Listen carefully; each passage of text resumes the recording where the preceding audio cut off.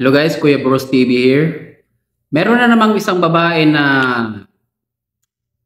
masasabi nating gustong-gusto sa mga construction worker. Panoorin muna natin to, mga kababayan. Hello guys, nakoy chika, na isa ka lalaki nga nanguyab na ako. Sa moto, gipangutan na siya nako, unsa may mong trabaho? Dito bag siya nga, prinsipyo daw ko na siya diri sa Saudi. So, ha? Shit na siya ko. Kay, prinsipyo niya, Jud. Motong gayon na siya na ko. Ang gusto na kasi sa kalalaki is construction worker lang ang trabaho.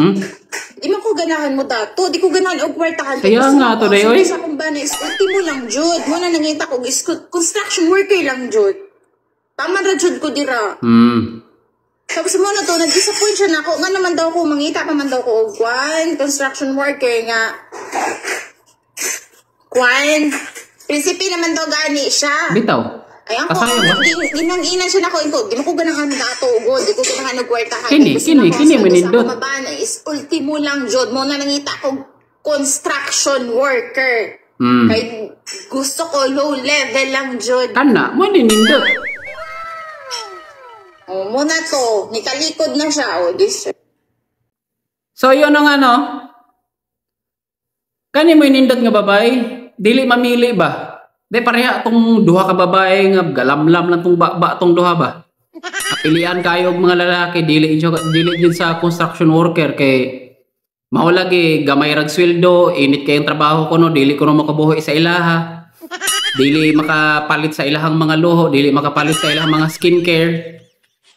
Kini mo inindot. Kini mo inindot nga babae sa mga sa mga lalaki diha. Kining babae nindot ning uyabon. Ingon niya klase nga babae nga dili mamili, low level lang, dili siya mag-expect og kanang nindot nga trabaho. Kining bayana, saludo ako na niya. Ma'am no, kung nakakita man ka ani nga video nako, thumbs up ko nimo, thumbs up. Okay?